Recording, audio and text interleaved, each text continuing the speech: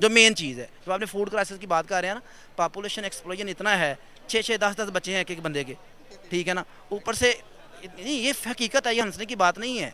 अगर हाँ आपने मुल्क को ठीक करना है तो पहले इन चीज़ों को ठीक करे। सर हमने इंडिया को सिर्फ बदनाम किया हुआ है, इंडिया को क्या किया हुआ है, बदनाम किया हुआ है। सर इंडिया हमारा दुश्मन नहीं है। सर कभी उनकी तरफ देखा है कि जंग लगने लगी है ये हुआ है, सर हमारी तरफ से क्यों जाता है? क्योंकि सर हम फकीर हैं, हम भीख मांगने वाले हैं।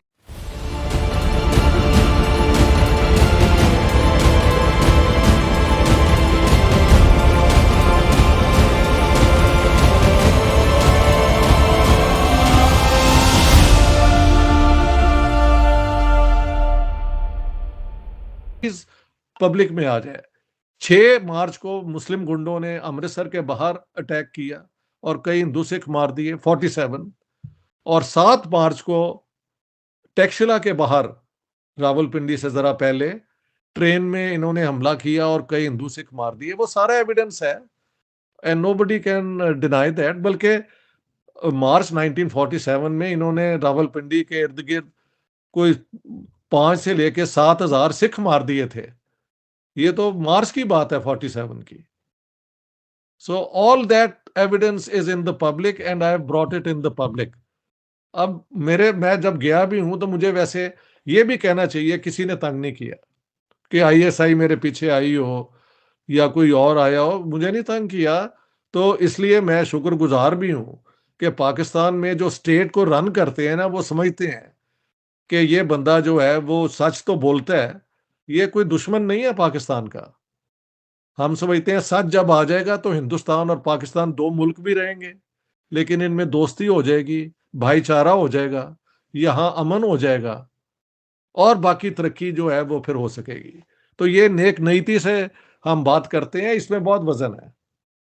जी, बिल्कुल ठीक बोल रहे हैं। और डॉक्टर साहब, मेरा खुद का एनालिसिस ये है कि जितनी नफ़रत हमारे दिमागों में भरी जा चुकी है, अगर हम इंडिया के लोगों के बीच देखें, उनको पाकिस्तान को लेके कोई भी ऐसा प्रॉब्लम नहीं है। अटल बिहारी वाजपेयी भी समझौता ट्रेन लेके पाकिस्तान है, मुझे मोदी जी बहुत दफ़ा सब हो आए, चुका है। हमेशा हाँ, हमेशा हमने ही हाथ पीछे खींचा है, हमेशा जब बिल्कुल, हम हिस्ट्री को बिल्कुल, बिल्कुल। देखते हैं। मेरी देखें एक महफिल में, इसी दौरान मैं बता देता हूँ आपको, कराची के अंदर एक बहुत बड़े वो थिंक टैंक के सामने मैं बोल रहा था, तो एक रिटायर्ड एम्बेसडर साहब ने कहा कि देखें आप ये गुजरात में जो हुआ है उस पर बात क्यों नहीं करते।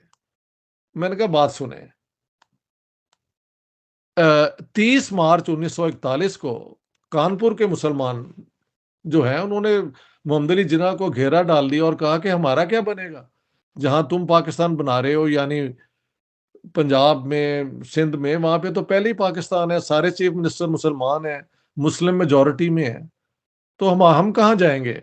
तो जिन्ना साहब ने कहा कि मैं 2 करोड़ मुसलमानों को शहादत करने पे मजबूर करूंगा, उन्हें smash, I will get them smashed, these are his words and I have quoted him.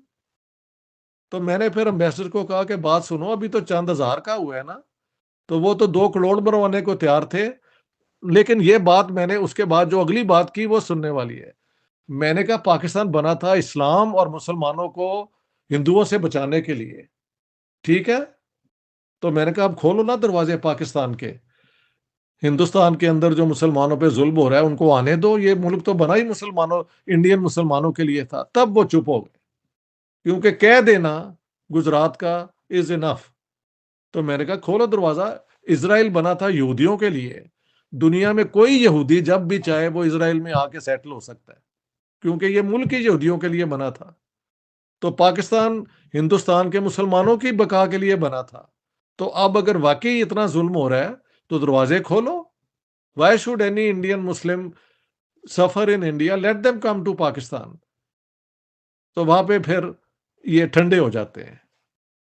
Pakistan के हालात ऑटोमेटिकली तब्दील हो जाएंगे। अगर मैं बात करूं ट्रेड की, तो यहाँ पर पाकिस्तानी कहते हैं कि इंडिया के साथ ट्रेड नहीं होनी चाहिए, इंडिया के साथ लेन देन नहीं करना हमने।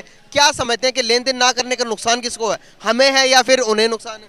इंतहाई बेवकूफ़ और उल्लू का पट्टा हमारा वजीर आज़म है और उल्लू के पट्टे हमारे हुक्मरान है।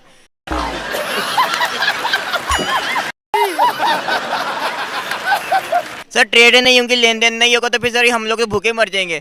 फिर तो सर मुल्क में ना सरमाएगा ना ही कोई कुछ और होगा। ये होगा फिर हमारा मुल्क ऑलरेडी डिफॉल्ट पे चला जाएगा, बल्कि सर मुल्क की तरफ डिफॉल्ट जा रहा है। क्यों?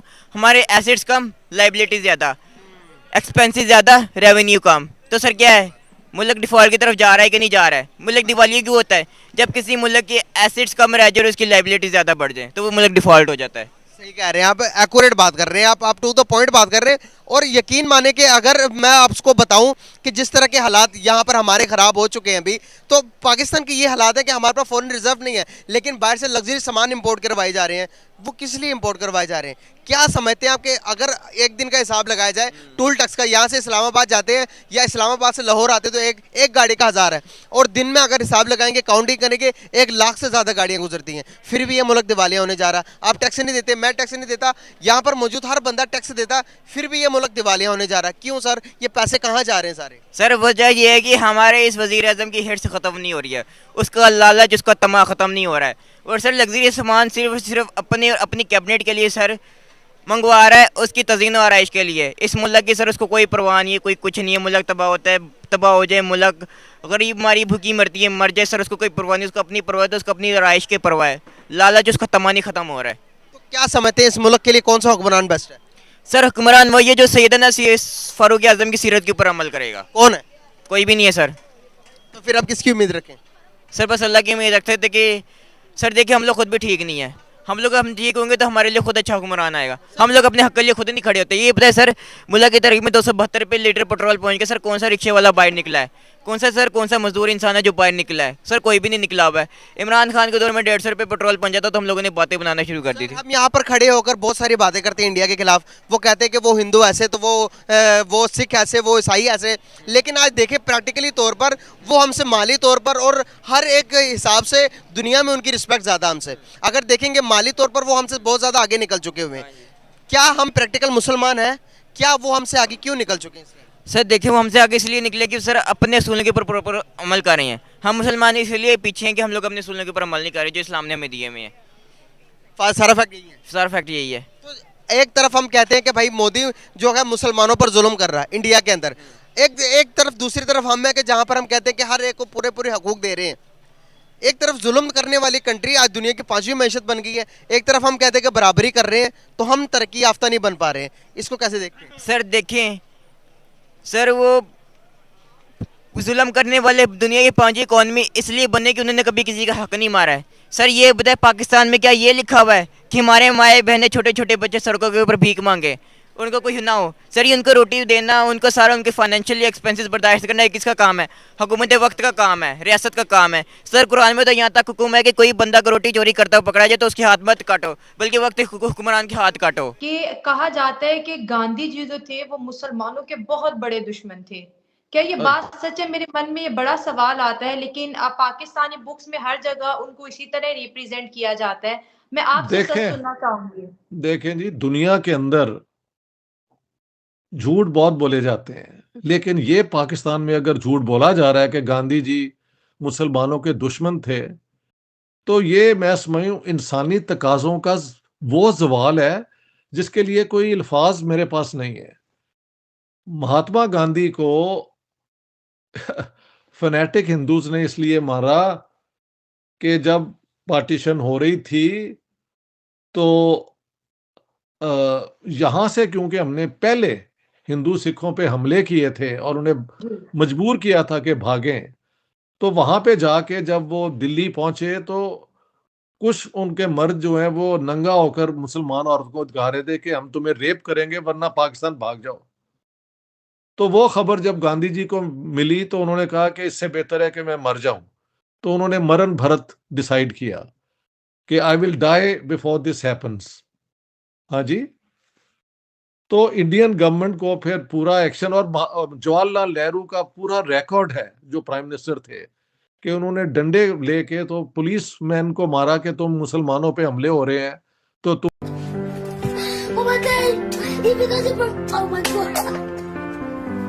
क्यों नहीं रोक रहे। और मोहम्मद अली जिन्ना ने कभी किसी जगह पे जाके इंटरवीन नहीं किया। ने क्या कहा है? और चौधरी मोहम्मद अली जो बाद में उनकी किताब है इमरजेंस ऑफ पाकिस्तान, उन्होंने भी कई सालों बाद ये माना है कि गांधी जी से बड़ा बहुत बड़े इंसान थे, उन्होंने मुसलमानों के लिए और के लिए अपनी जान दे दी।